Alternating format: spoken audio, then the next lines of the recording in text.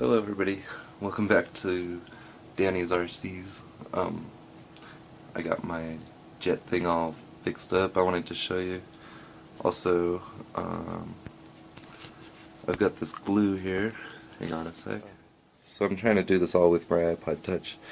Anyways, it says Beacon Adhesives, Fabri-Tac, permanent adhesive. This was suggested to me by Daniel Marticle. I don't know how to say his name, but he's on my favorites. He's a good guy. He showed me everything I know about building from scratch. It was $6.99. I got it at Hobby Lobby. I haven't tried Michael's yet, but you can probably find it there. This stuff is really neat. Like, you touch the pieces together with the glue, and then you take it apart and let it get some air on it, and then it can dry. And then you put it back together and it'll hold real solid. But I got my jet thing put back together. And if it flies again, I might make it pretty. I don't know. There's some big gaps over here, some cracks.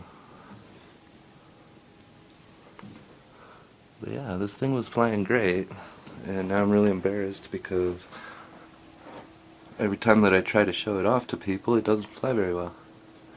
There's my F-15 GWS. I really like that jet.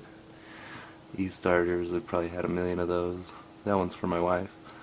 There's my GBY, which I like a lot. It flies great. I don't really like flying it because parts are not replaceable. I've already messed up my wheel pins. Let's see where they are. Right here. Let's see. Big old crack in there. They're both all messed up because the landing gears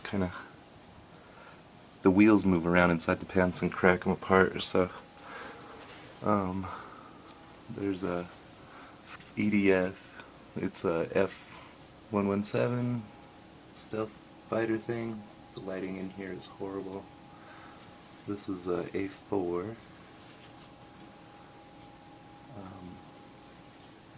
I never really liked the way it flew. It was fun to paint and everything, so I don't fly it. I have a Squall.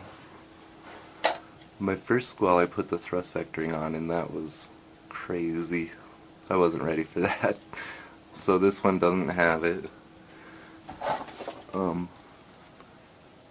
It's kind of a handful to fly anyways, but it does have a rudder, which is kind of cool.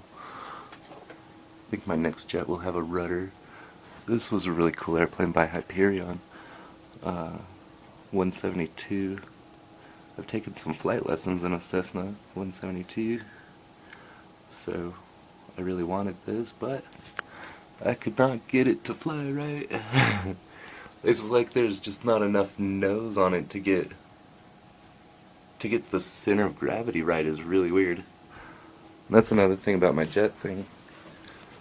If I had thought about it when I built it, I would have put the motor further back here, you know, more back here, and then my battery could have gone further forward. And now I'm kind of worried that just the weight of the glue, gluing this back together, might make it too nose heavy. Because if I lose my canopy while I'm flying, I'll be tail heavy. So, I don't, well, maybe the glue will help out. I don't know. So yeah, that's about it. Put my canopy on. There's my striker. I don't think I'm going to fix this striker body because it's been like that for, this paint job for so long that I'm pretty bored with it. It was cool though. I don't know what to do on my next striker though. My friend Brett he has another striker body he's going to give me. Also, I wanted to let you guys know that there's a new striker coming out if you didn't know about it, and it has rudders out of the box, so I might pick up one of those and put it together. One piece still fits. Hey, I also wanted to show you this. This is the spackling I use to fill cracks and holes. It's extremely lightweight. Can't believe how lightweight it is. It's like a white paste. It's made for patching holes in drywall. You know, fixing furniture and stuff, I suppose. I've never used it for anything like that except for fixing the wall, like just patching holes and stuff after you move out of a place. It's super light. It dries great. It's really sandable. I wanted to show you this. When I got that glue that Daniel had suggested I get on his YouTube channel, I went ahead and put this together, glued it, sanded it. There were some holes right there. I filled them in, sanded it. It's pretty smooth. I could put some more in there, but I'm not going to use this for anything. I just glued it together to see how the glue works, you know. And it works good, and you can still sand it without leaving ridges. You know how you leave ridges? If I had used epoxy here, the epoxy wouldn't sand as easily as the foam did, so I'd have big old ridges right there. And they're gone. But I wanted to show you something about this glue real quick. Okay, so I broke it in half. You can see these cavities in here, and that's from this glue. Wherever you put the glue, it does kind of dissolve the foam a little bit. It's not too bad, unless you're real heavy like I was right there in that hole. So yeah. Hang on a sec. Dang. It's really hard to do this with an iPod Touch. Okay, so I doubt if you can see what I'm doing, but I'm going to put some glue on here and glue it back together.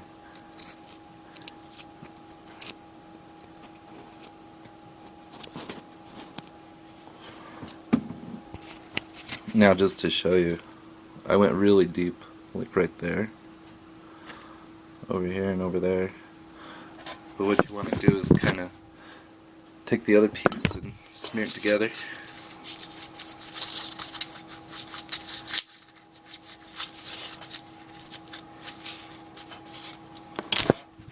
Okay. Once it's kind of spread out, it doesn't dissolve the foam so much, but you see right there it's dissolving. Dissolving. But whatever. It's fine. Just don't put the glue like right on the edge of your piece. You can, but you just have to mix it together, you know. So, basically you leave it apart. After you set the pieces together, you take them back apart, let them get some air on them, and then when I put them back together again, they're going to be permanent. Right now.